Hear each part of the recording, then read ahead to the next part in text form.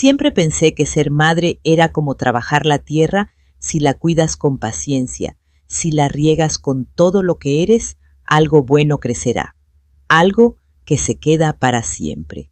Me llamo Mariana López. Para casi todo soy Mari. Tengo 68 años y hace poco quedé viuda. Mi esposo Javier se fue hace 3 semanas y desde entonces mido el tiempo por el silencio que reina en nuestra cocina. La tetera silba demasiado ahora como si gritara por atención. El suelo cruje de formas que juro no hacía cuando él estaba aquí. Lo enterramos una mañana clara de viernes de esas que él habría aprovechado para podar los manzanos o arreglar un cerco. Diego llegó tarde con camisa planchada, audífono Bluetooth en la oreja y una disculpa que sonaba a rutina. Sofía llegó justo a tiempo para abrazar al padre con un vestido blanco que dijo era tradición en otras culturas.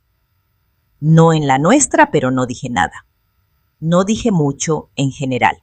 Esa noche preparé roles de canela desde cero. Por pura costumbre, supongo. Diego siempre los pedía para su cumpleaños. Incluso cuando se mudó a Monterrey, le enviaba un paquete envuelto con cariño. Sofía solía sentarse en la encimera mientras le trenzaba el cabello antes del kinder. Tarareaba mientras yo desenredaba los nudos. Decía que la hacía sentir en casa protegida. Aún recuerdo la parte exacta de su cuero cabelludo que se estremecía si cepillaba demasiado rápido. He cuidado este huerto de manzanas en Guadalajara con Javier desde antes de que Sofía diera sus primeros pasos. Cada amanecer aquí lo ganamos con sudor. Cada manzana la recogimos con intención.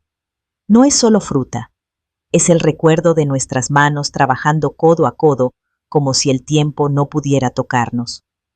Ahora la casa resuena vacía. Los guisados que trajeron los vecinos se acabaron. Las condolencias se han apagado como velas que se consumen. Y mis hijos, bueno, están aquí, pero no realmente. Ayer vi a Diego mirando el archivero en el despacho de Javier. Pensó que no lo noté, pero sí lo hice. Estábamos sentados alrededor de la mesa del comedor que aún olía ligeramente a aceite de limón y cera. La misma mesa donde Javier talló nuestras iniciales debajo cuando compramos la casa en las afueras de Guadalajara. Acababa de rellenar la taza de té de Sofía Jazmín, el único que toma ahora, y crucé las manos en mi regazo cuando Diego lo dijo. Tenemos que hablar del huerto. Las palabras salieron suaves, ensayadas, como si las hubiera practicado en un aeropuerto o mientras tomaba uno de esos jugos verdes caros que Sofía jura que son la vida. Asentí despacio mirando el vapor que subía de mi taza astillada. Siempre té de manzanilla. Siempre. Diego tocó su tableta, los dedos moviéndose con esa precisión de ejecutivo. Es hora de modernizar. El mercado ha cambiado. Hay oportunidades aquí. Sofía se inclinó apoyando la barbilla en un puño con delicadeza. Mamá, hay compradores interesados en el terreno. Ofertas serias. Ya no tienes que preocuparte por nada. Preocuparme. Como si eso fuera lo que he estado haciendo todos estos años. Preocuparme. Diego abrió una carpeta de cuero y deslizó un papel por la mesa. Una copia del testamento de Javier dijo, actualizado, firmado, notariado. Lo tomé despacio, dejando que mis dedos recorrieran la firma. El nombre de Javier me miraba curvo, nítido, demasiado nítido. Los últimos 6 meses las manos de mi esposo temblaban. Hasta sostener una cuchara era cosa de 2 manos. Pero esa firma parecía intacta, sin rastro de enfermedad, firme, falsa. Levanté la vista. Diego me observaba con los labios apretados. Sofía estaba en su celular deslizando el dedo. Pensaron que asentiría, que tal vez lloraría, que firmaría algo quizá. No lo hice. Metí la mano en el bolsillo de mi suéter y toqué la superficie fría del relicario de oro que no usaba en años.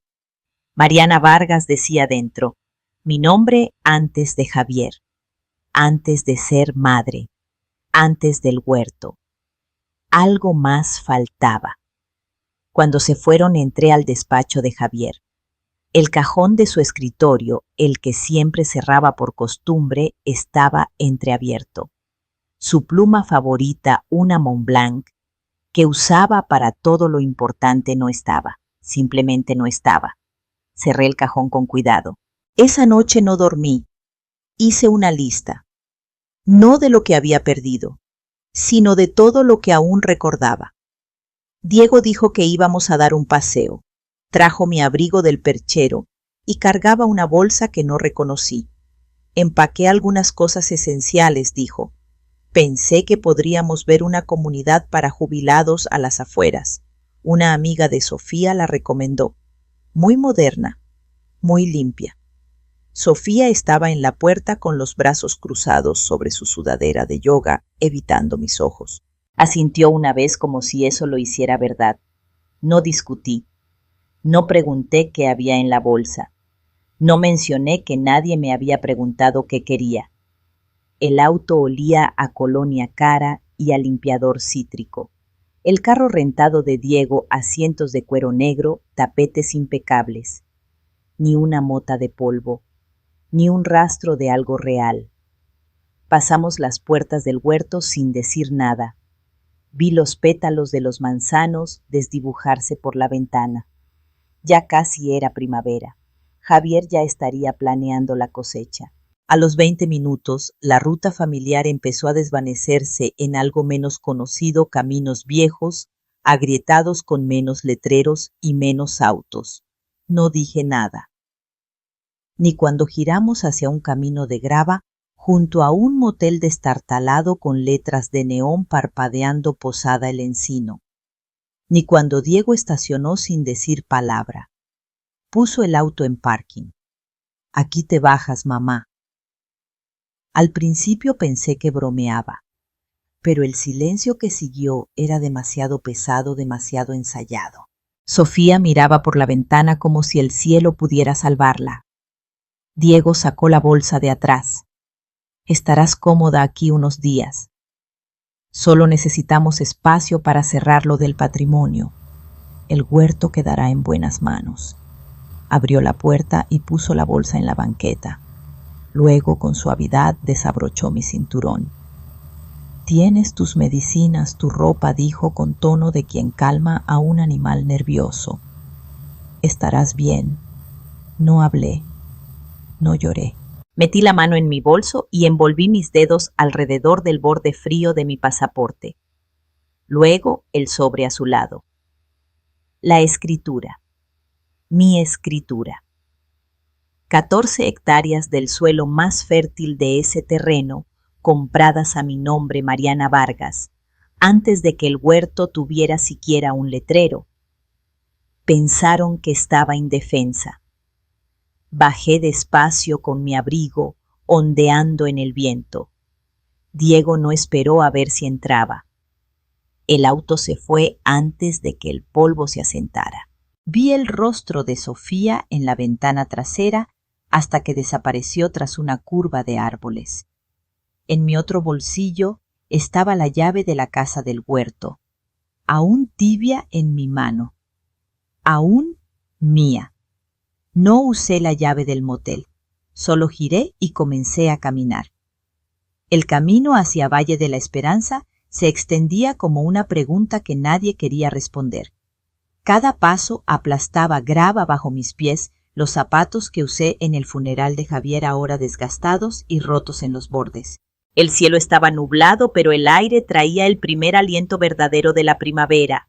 En la distancia, un pájaro carpintero marcaba el ritmo para mí. Caminé despacio, pero no sin rumbo. Con cada kilómetro recordaba. Llevábamos 13 años casados, cuando Javier lo mencionó por primera vez. Estábamos en el porche, en una noche tranquila, con los niños ya dormidos. Me sirvió un vaso de sidra y señaló el extremo lejano del huerto donde el sol se hundía tras la sierra.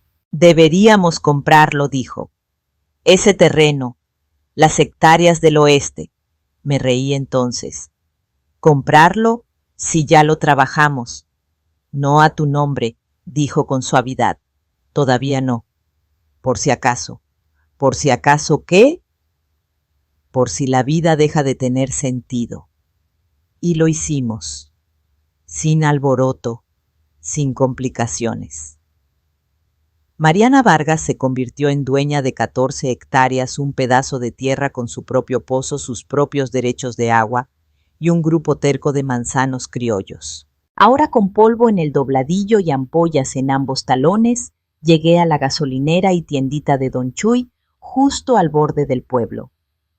Un joven detrás del mostrador levantó la vista cuando entré. Pedí usar el teléfono. 10 minutos después estaba sentada en una silla de vinil agrietada detrás del mostrador de lotería, escuchando el timbre de una línea fija mientras contactaba a Tomás Guzmán, el abogado que había manejado los asuntos de nuestra familia por más de 3 décadas. Mari, su voz se quebró en la segunda sílaba. ¿Dónde demonios has estado? Te extrañamos en la lectura. ¿Qué lectura?, pregunté. Una pausa larga. El testamento. El verdadero de Javier. Metí la mano en mi calcetín y saqué un billete de 500 pesos doblado dinero de emergencia que Javier siempre insistía en que llevara. Guárdalo, decía. La gente olvida lo que necesita hasta que es demasiado tarde. Lo usé para comprar un sándwich, una botella de agua y un celular de prepago. Luego me senté en la banca afuera, dejando que el sándwich se enfriara en mis manos mientras algo antiguo y enterrado se removía dentro de mí. Algo firme. Me habían subestimado. Y Javier no. Tomás me encontró afuera de su oficina en la calle principal de Valle de la Esperanza, con la chaqueta a medio abrochar y la corbata torcida como si hubiera corrido al recibirme. Se veía más viejo de lo que recordaba, o tal vez yo veía las cosas más claras ahora. No perdimos tiempo en cortesías. Me llevó por las escaleras angostas a la oficina, donde Javier y yo firmamos los papeles de nuestra primera hipoteca. He intentado contactarte por días, dijo mientras servía 2 tazas de café negro sin azúcar como lo tomaba Javier. Pensé que estabas tomando tiempo para el duelo. Me dejaron en un motel de carretera, dije con calma. Tomás parpadeó. ¿Qué hicieron qué? Caminé hasta aquí, añadí, sentándome y colocando el sobre entre nosotros. Esta es la escritura original. Javier me pidió guardarla en la caja fuerte que construyó bajo nuestra cama, a mi nombre de soltera, firmada y sellada. La abrió, estudió las firmas, el sello, la fecha. Su rostro se suavizó. Le dije a Javier que era exagerado. Él dijo que era un seguro, y lo fue. Tomás sacó una carpeta de manila de un cajón. Este es el testamento que Javier y yo redactamos hace 6 meses. Te deja todo a ti. Sofía y Diego reciben un fideicomiso cuando cumplan 60. Palabras de él, no mías. Sonreí levemente. Eso sonaba a Javier. La versión que tus hijos presentaron, continuó. Tomás, es una falsificación. El notario que mencionan se jubiló hace 5 años. Ni siquiera pasó por mí. Es una plantilla corporativa de alguien. Asentí una vez con la mandíbula firme. Entonces empezamos. Las siguientes 2 horas fueron una tormenta silenciosa. Presentamos una orden de emergencia para bloquear cualquier venta o transferencia de propiedad. Firmé documentos para congelar las cuentas del huerto en la cooperativa de Valle de la Esperanza, donde aún tenía control total por los derechos de agua y las regulaciones de zonificación, todo ligado a mi nombre. Luego hice 3 llamadas.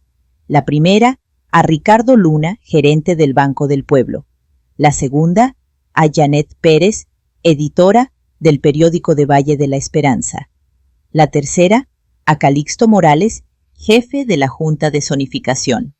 Cada llamada fue tranquila, profesional, pero las palabras eran las mismas. Es hora de aclarar algunas cosas. Antes de salir de la oficina de Tomás, saqué algo más de mi bolso. Una foto. Javier y yo frente a la Sierra Oeste, sosteniendo la escritura como si fuera un recién nacido. «Esto es lo que construimos», dije. Él asintió. «Y lo que intentaron enterrar». «Todavía podrían intentarlo». «Entonces los desentierras», dijo Tomás. Una mentira a la vez. El teléfono sonó justo después de las 7.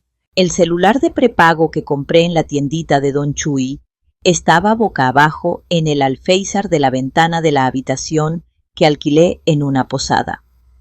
Lo dejé sonar 4 veces antes de contestar. «Soy Mari». «Mamá». La voz de Diego sonó cortada, tensa. «Tenemos que hablar». De fondo escuché a Sofía, aguda y frenética. «Ella es la que causó esto». «Díselo». Sostuve el teléfono lejos por un segundo, dejando que su pánico llenara la habitación. El aroma a panecillos recién horneados subía desde el pasillo de abajo, la amabilidad silenciosa de Lucía en la mañana tan distinta al ruido estridente de mis hijos. «Supongo que Clearview los llamó», dije.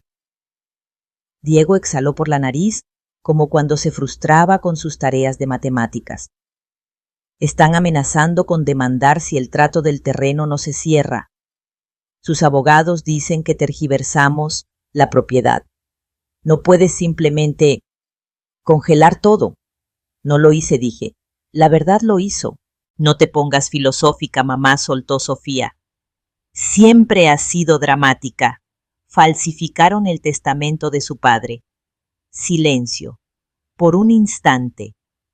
Luego Diego solo intentábamos que todo fluyera sin problemas.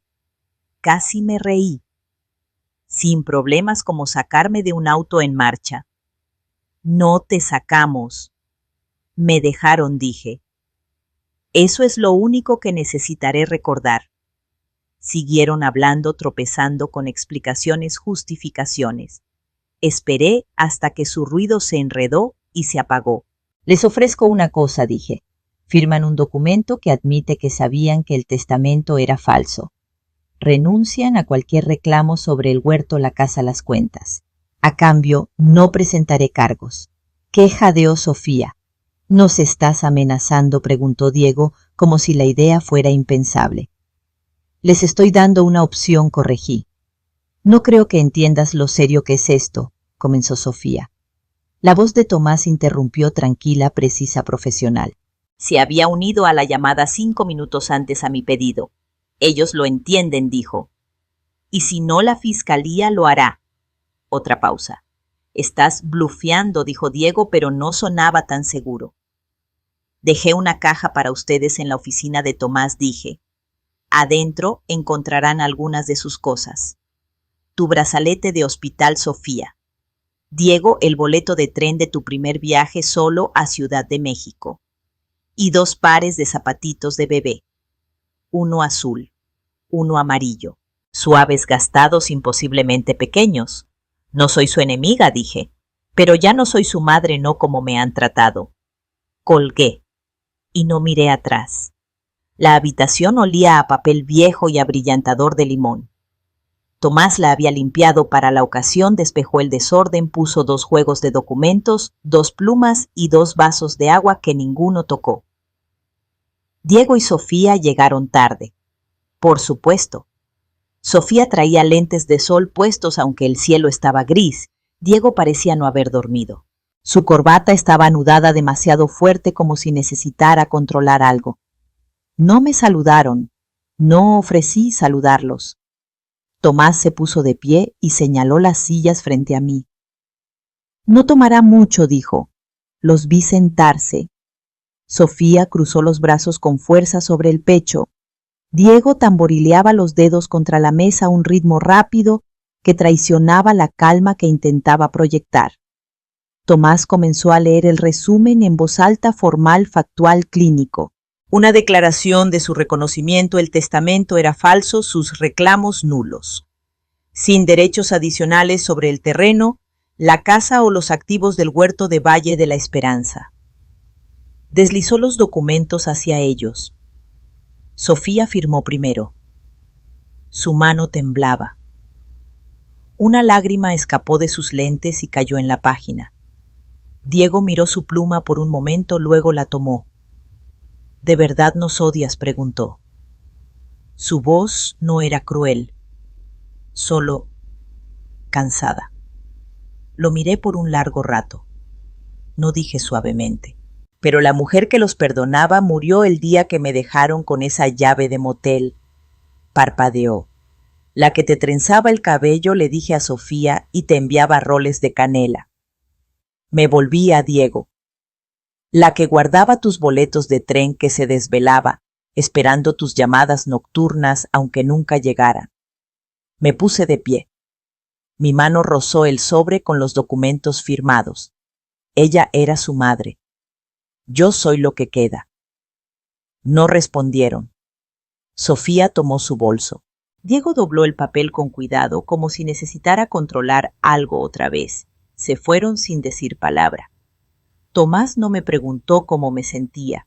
Solo asintió una vez con fuerza, lleno de algo que no necesitaba nombrar. Esa tarde, de vuelta en el huerto, caminé hasta el fogón que Javier y yo construimos hace años para las fogatas de otoño y las noches de sidra. Los pájaros comenzaban a posarse en los árboles, el viento se deslizaba bajo entre las filas. Saqué el testamento falso del bolsillo de mi abrigo. Encendí un cerillo y vi las páginas enrollarse, ennegrecerse y sisear hasta que el fuego devoró cada mentira. Me quedé hasta que la última brasa se apagó. Luego entré y preparé té. El huerto floreció mejor que en años. Tal vez fue la lluvia. Tal vez la tierra también necesitaba tiempo para el duelo. O tal vez fue el silencio. Sin voces, discutiendo sobre linderos o márgenes de ganancia. Solo viento abejas y el ritmo lento y deliberado de sanar. Contraté a Julia Ávila, una estudiante de agronomía del ITESO. Llegó con botas llenas de lodo y una libreta bajo el brazo. La primera vez que nos vimos, me dio la mano como campesina, no como estudiante. Dijo que creció cuidando arbustos de moras con su abuelo. Me cayó bien de inmediato. Juntas trazamos un nuevo plan, más variedades criollas, menos químicos, mejor composta. La dejé tomar las riendas en la mayoría de las cosas. Confiar en alguien nuevo fue más fácil de lo que pensé. Resulta que el duelo abre espacio para segundas oportunidades cuando lo permites.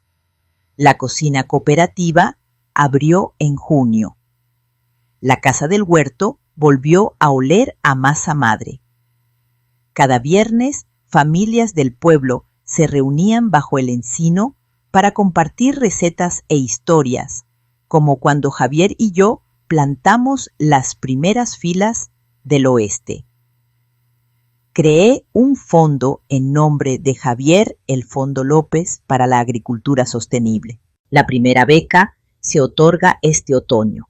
Julia ayudó a diseñar la solicitud. Dijo que debía ser sobre raíces y resiliencia. Le dije que a Javier le habría encantado eso. Diego y Sofía nunca llamaron, ni siquiera después del artículo en el periódico de Valle de la Esperanza sobre la beca, ni después del Festival de la Cosecha o la foto de mí estrechando la mano del diputado estatal. Desaparecieron como llegaron tarde y principalmente para ellos mismos, no los busqué. En cambio, planté algo nuevo, un arbolito alto y erguido, justo al lado del camino donde Javier solía tomar su café mañanero. Lo llamé el orgullo de Javier. Es un híbrido de manzano criollo que alguna vez soñamos cultivar, pero nunca tuvimos tiempo. Ahora lo riego cada mañana. Sus hojas son fuertes, resilientes. Y yo también. El cielo se tiñó de lavanda mientras el último rayo de sol se asentaba sobre Valle de la Esperanza. Desde mi porche el huerto parecía un tapete retazos verdes cosidos con oro ramas, inclinándose con promesas. Una brisa se movía entre las hojas suave y segura como una mano que alguna vez conocí. Me senté en la silla de Javier con una taza de té de manzanilla tibia entre las palmas. La luz del porche aún no estaba encendida. Me gustaba cómo el crepúsculo difuminaba todo, suavizaba las líneas duras, silenciaba el pasado. En mi regazo había un montón de catálogos de semillas y reglamentos de zonificación con pestañas amarillas marcando páginas. El negocio había cambiado. Yo había cambiado. Y ahora entendía la tierra de una manera que no lo hice cuando Javier aún estaba aquí para cargar con las decisiones. Había consuelo en las cosas pequeñas. El olor de la tierra tras la lluvia. El crujir de las botas de Julia en la grava. La forma en que el arbolito del frente se había adaptado a su nuevo hogar sin quejarse. Algunas raíces están hechas para extenderse solas. Comencé un cuaderno la semana después de que Diego y Sofía firmaran los documentos. Era de cuero en blanco, lleno de potencial. En la primera página escribí un título con letras cuidadosas: Lo que crece en Valle de la Esperanza. No se trataba solo de árboles, se trataba de personas, de segundas siembras, de saber cuándo podar y cuándo dejar que algo crezca libre. De legado no el que pasas en fideicomisos o escrituras, sino el que proteges con todo lo que eres, incluso cuando nadie más recuerda la historia. Ellos me borraron, silenciosamente, legalmente, como si fuera algo para archivar. Así que reescribí el final: no quemé puentes, solo dejé de dejarlos encendidos detrás de mí. Algunas noches me pregunto si Diego o Sofía piensan en mí, si pasan por un huerto en algún viaje por el campo y sienten algo más que derechos. Pero esos pensamientos pasan más rápido ahora, como el clima. Los dejo ir. Dejé de tener hijos el día que dejaron de verme como madre, pero no dejé de ser mujer, cuidadora de la tierra, escritora de finales. Esta noche escribiré sobre la menta silvestre. Empezó a crecer cerca de la cerca sin invitación, pero terca. No la arranqué, la dejé quedarse. Todo tiene su lugar si le das uno, y yo finalmente he encontrado el mío.